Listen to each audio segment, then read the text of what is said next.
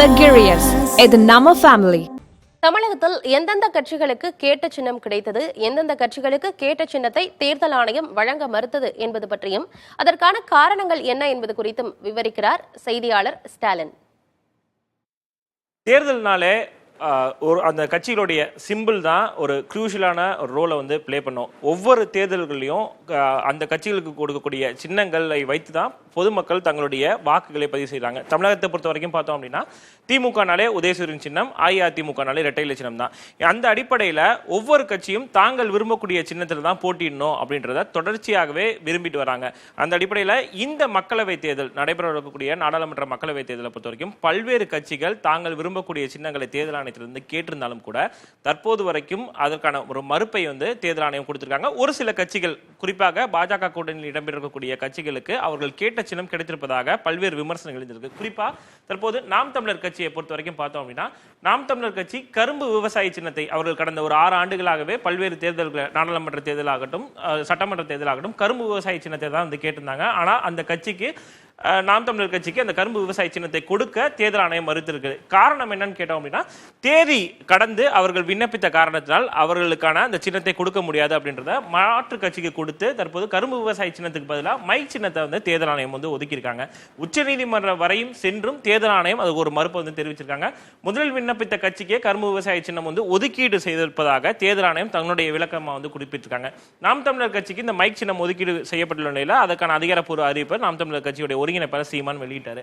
அடுத்தபடியாக பார்த்தோம்னா திமுக கூட்டணியில் இடம்பெற்றிருக்கக்கூடிய மறுமலர்ச்சி திராவிட முன்னேற்ற கழகம் மதிமுக கட்சியுடைய பிரதான சின்னமாக இருப்பது பம்பரம் சின்னம். அவர்கள் இந்த முறை திருச்சி தொகுதியில போட்டியிடுவதற்கான வாய்ப்பை திமுக அளித்திருக்கக்கூடிய ஒரு நிலையில மதிமுகவிற்கு பம்பரம் சின்னம் ஒதுக்கீடு செய்யப்பட வேண்டும் என்ற ஒரு கோரிக்கை தேர்தல் ஆணையத்தில் முன்வைக்கப்பட்டது. ஆனால் தேர்தல் ஆணையர் மிக முக்கியமான ஒரு விஷயத்தை குறிப்பிட்டிருக்காங்க. அதாவது ஒரு தொகுதியில மட்டும் போட்டியிடக்கூடிய கட்சிக்கு அவர்கள் விரும்பக்கூடிய சின்னத்தை எங்களால் கொடுக்க முடியாது அப்படின்றத முன்வைத்து பம்பரம் சின்னத்தை மதிமுக கொடுக்க முடியாது அப்படின்றத மறுப்பா தேர்தல் ஆணையம் கொடுத்திருக்காங்க.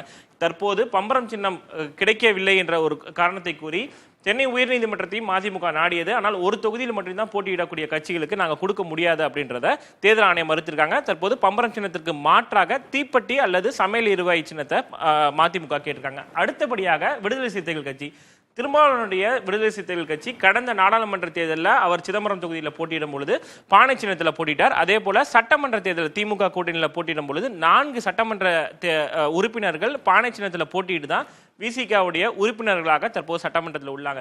ஆனால் கடந்த முறை பானை சின்னத்தில் போட்டியிடக்கூடிய நிலையில இந்த முறையும் எங்களுக்கு பானை சின்னம் வேண்டும். அது மட்டும் இல்லாமல் தமிழ்நாடு மட்டும் இல்ல, தமிழகத்தில் ஒட்டியிருக்கக்கூடிய அண்டை மாநிலமான கேரளா ஆகட்டும், கர்நாடகா, ஆந்திரா, தெலுங்கானா உள்ளிட்ட இந்த 5 மாநிலங்களையும் எங்களுக்கு பானை சின்னத்தை ஒதுக்கீடு செய்யணும், 20க்கும் மேற்பட்ட தொகுதியில நாங்கள் போட்டிடுறோம் அப்படின்னு சொல்றத விடுதலை சிறுத்தைகள் கேட்டால் கூட அவர்களுக்கான சின்னம் ஒதுக்கீடு செய்யப்படலை. இந்த மக்களவை தேர்தலில் 2 தொகுதிகள், விழுப்புரம் மற்றும் சிதம்பரம் தொகுதியில் விடுதலை சிறுத்தைகள் போட்டியிடுது.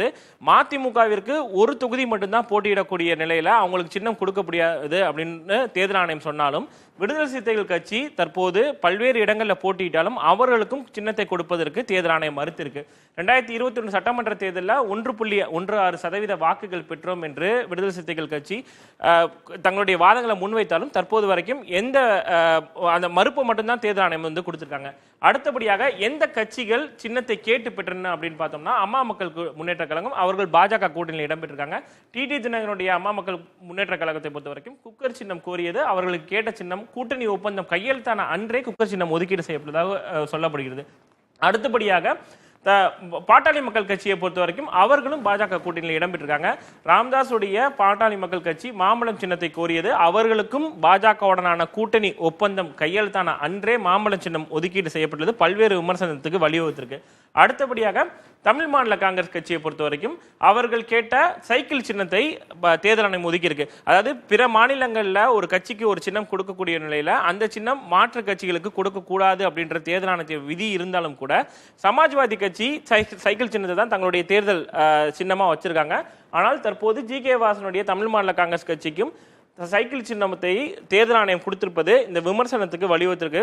தேர்தல் ஆணையத்தை பொறுத்த வரைக்கும் மிக முக்கியமாக தன்னாட்சி அதிகாரம் கொண்ட அமைப்பு, ஒரு அட்டானமஸ் பாடியாக அதிகாரம் கொண்ட அமைப்பாக இருந்தாலும் கூட இது போன்ற முடிவுகளில் எடுக்கும் பொழுது பல்வேறு விமர்சனங்கள் எழுது, பொதுமக்களும் பல்வேறு கேள்விகளை தொடர்ச்சியாக எழுப்பிட்டு இருக்காங்க. அன்பு Nilagirians. இது நம்ம family.